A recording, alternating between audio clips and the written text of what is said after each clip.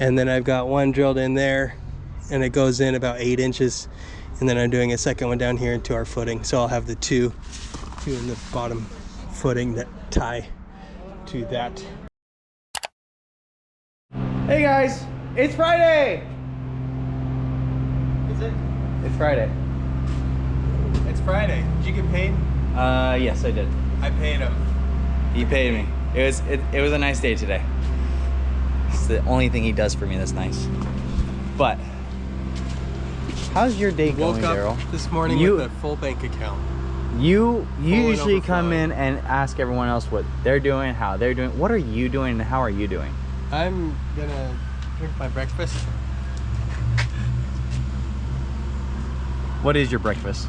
Well, this is a Trader Joe's triple ginger brew bottle, but that's not what's in here. What's in there is better than what Trader Joe's produces. Ginger juice, pineapple juice, water, green tea. Oh. A little bit of lemon. Is it wiggle water or no? No, I didn't carbonate it. Ah. I didn't have time. So with the juice, I found if you carbonate it and then you try opening it, it just explodes. Like a warm soda after you get home from the grocery store. Oh, perfect. All shaken up by the car, right? Yeah. But if you carbonate it and then refrigerate it overnight, then it works. Carbonate it first, refrigerate it second, and overnight. Well, you have to carbonate it cold. Okay. And then you have to leave it refrigerated again overnight, staying still.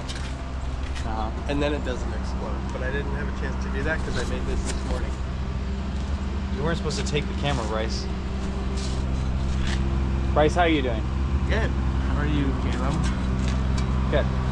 Nope. Nice subtle flavors with the nice spicy ginger. On a scale of 1 to 10. Try it? On a scale of 1 to 10. I like it. I did one kind of like that, but without diluting it with water. So this one is like half of this is water. And Ooh, I think I like it better like that. That's really sweet with like the subtleness of the ginger. Right, and it has, the whole bottle has 22 grams of sugar from the pineapple. Oh, wow. That's it. Okay, that's good. So it's like 10 grams a serving, just from pineapple juice. Nice.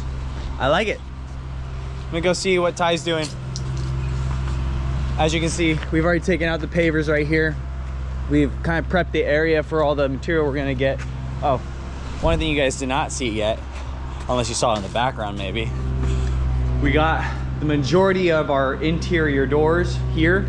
We need, I think, 3 more. One for, oh no, that's technically an exterior door, what's gonna go over there, and 2 more for closets that we have. But these are our beautiful exterior doors where you can see the outside from the inside. I did do sparkling water though. Oh, he just made normal wiggle water. You want any? Yes. Give me a second, guys. Oh. Hold that right there.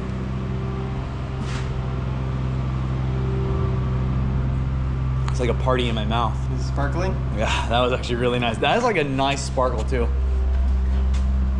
It's pretty good, not gonna lie. Now we're working on digging out the rest of this clay from the bottom edge of the existing footing.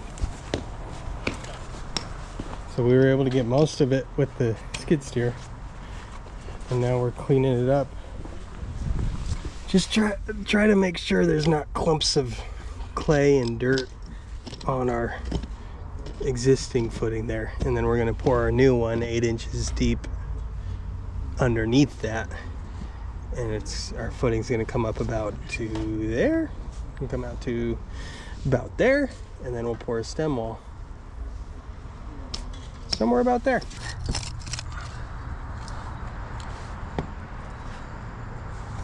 Do do do do do do do.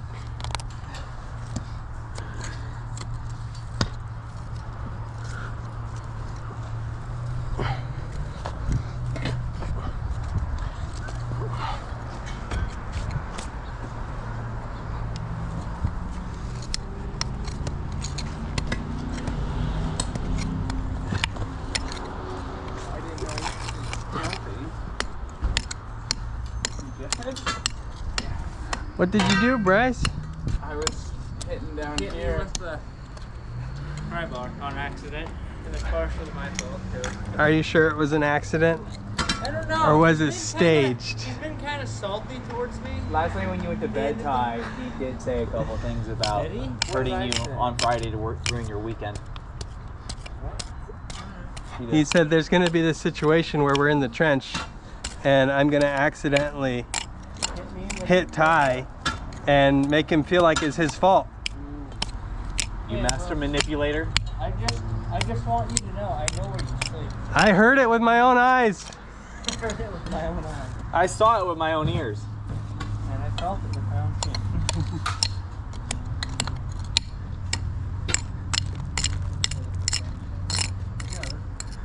I got this one and you whacked that one.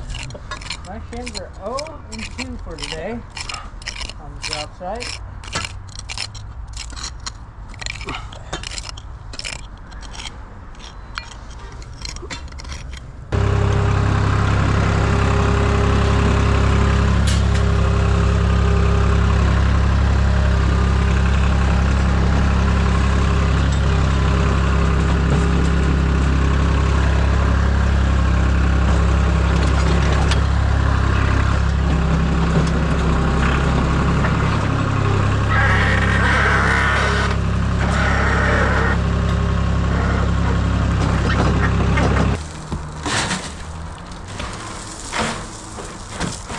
Yeah, that's like one wheelbarrow like that'll probably do about that far. So we don't need a whole lot.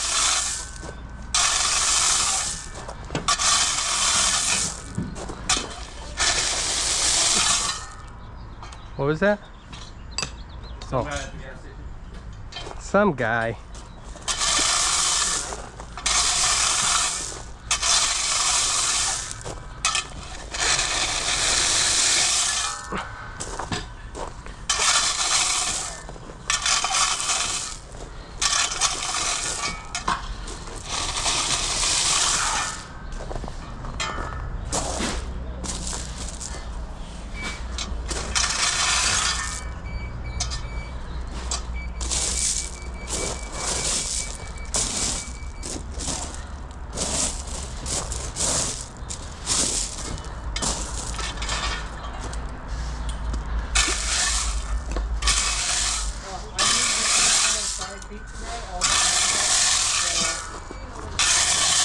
So 2 root beer floats.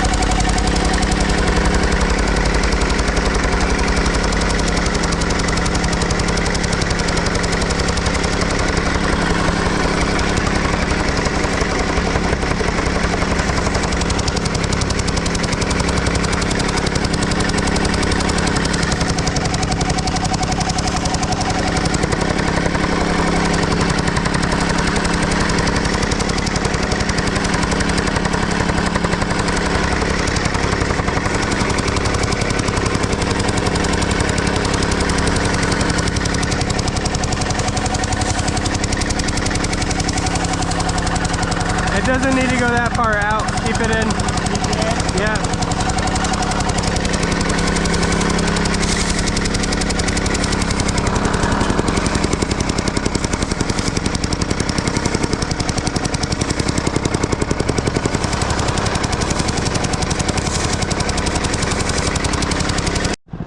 I don't know if you could hear me very clear when I was telling them, but we're just digging to expose the bottom of that existing footing, and we're going 8 inches below that.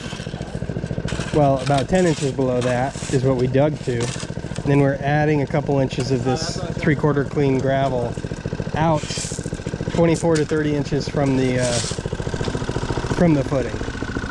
So like right here, we're almost 30 inches, and it only goes past that. So this gravel acts like a raft to stabilize the ground next to the footings, because all of this soil here is like this hard clay, and when that gets wet it expands a lot and moves all over the place. Then when it dries it shrinks and cracks really bad, so that's why this footing had settled over time. So we're going extra deep, and once we got about 18 inches, which is just a couple inches below where the old footing was, we hit all this decomposed granite, which is fine. This is great to build on. Nice and really stable, much more stable than the clay. But even though we got to that and it was undisturbed and you can pour concrete right on it, we're still adding the gravel and we're running the tamper just to make sure everything's settled down into place. And then we have this raft basically for our footing to set on, and we're extra deep. So just overall we have like three different things we're doing to just help stabilize this footing long term, that are above and beyond the minimum. So whatever engineer plans you get are set to minimum requirements, and you can always upsize and do better and whatever. You just can't go below what the engineer specs.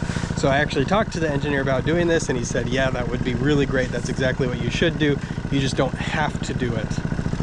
So to tie into the old foundation that's on the house right now, we want our new footing to be joined with that. And the way to do that is you drill holes into your footing that's there with a carbide bit or whatever kind of masonry bit, and you put rebar in. You epoxy rebar in and let it come out here and overlap it with your new rebar. So we have our stem wall that's going to be up here, so we'll tie in with that. And then we have our footing down here, so we'll tie in, we'll put rebar in here and then bend it over and encapsulate the whole thing with our new footing, so it's all tied together. This one, you can see the gap. This was one of the things that caused the issues with this new footing sinking away. They didn't tie the two foundations together. There's no rebar in there. They just poured right up next to it, and that allowed this to sag and pull away over time as the ground moved. So we want the whole house all together to move as one unit. You could think of the footings all the way around the house. You want them to be one, so that if the house moves in one spot, it'll all move together instead of cracking and breaking in the middle. So yeah, we're gonna add a few whatchamacallem doohickey thingies.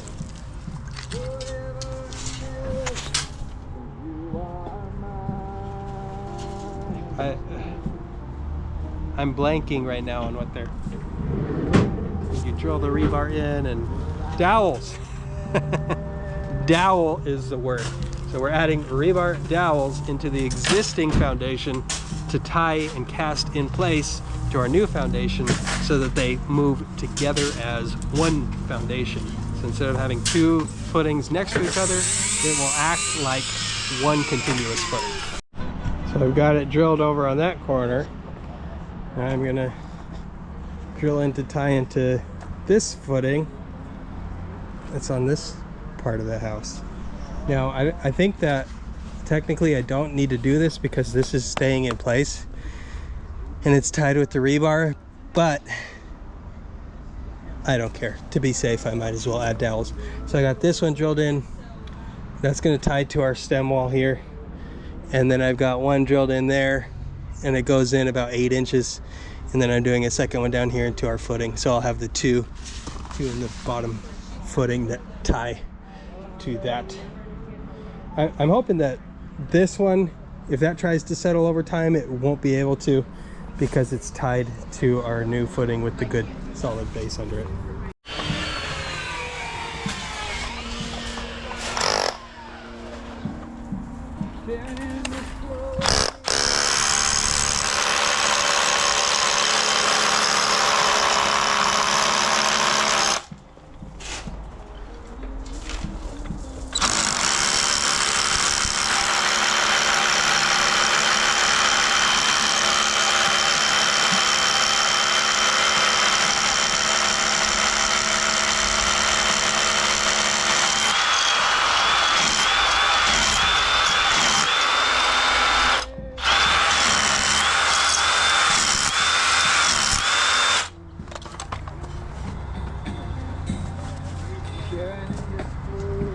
I got a mark on my bit right there at 6 inches, which I think is the right depth. I'm gonna double check it though.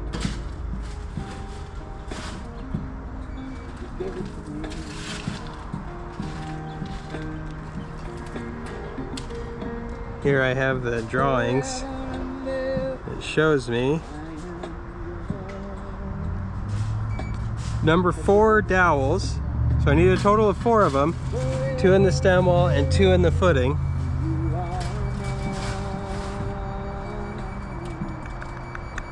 And they need to be embedded, see that? Embed 4 inches.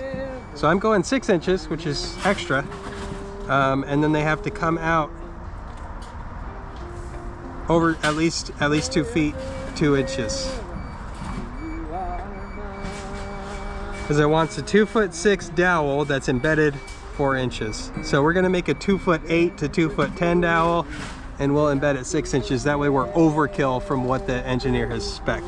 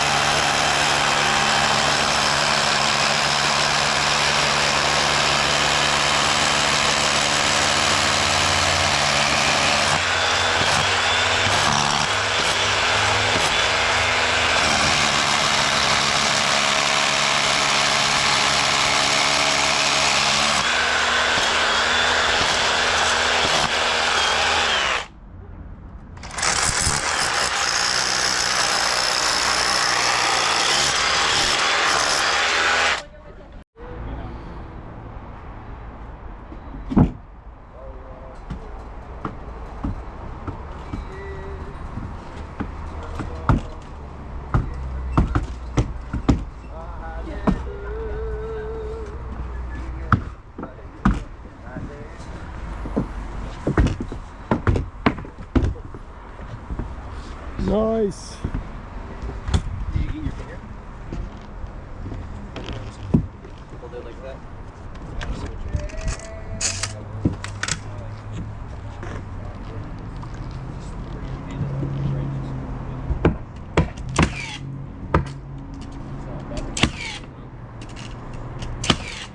Look, you only needed 4.5.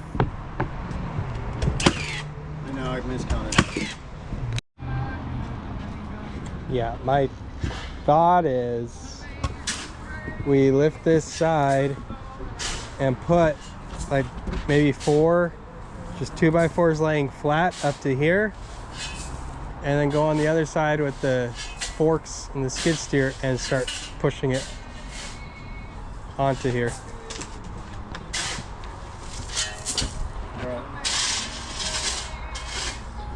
Hopefully.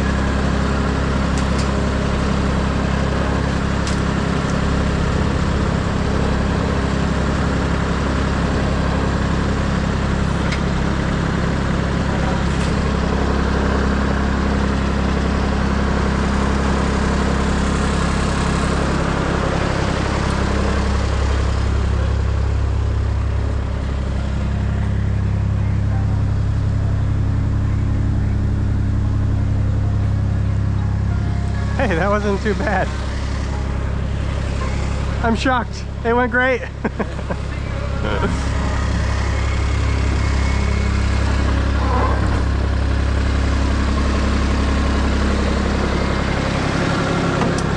Hey, do you want me to drop it?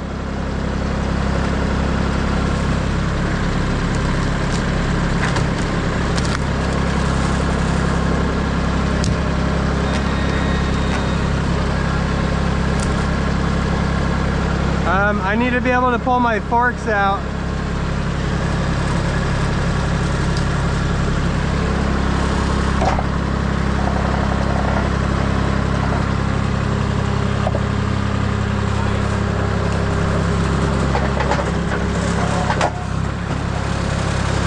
Well, that is it for this week. It's Friday, it's 4:30, so we're gonna get a good cleanup for the weekend, and we're gonna be out of here.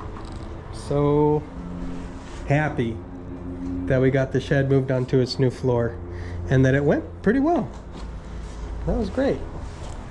Really great. Our subgrade below the footings is prepped. We have to level a little more, add a little more gravel in this corner here. It's really deceiving because the slab that's existing is not level at all. So you look at the ground compared to it and it's hard to hard to gauge. So we're going to use the laser on it, make sure this is all level, and then start doing our forms on Monday.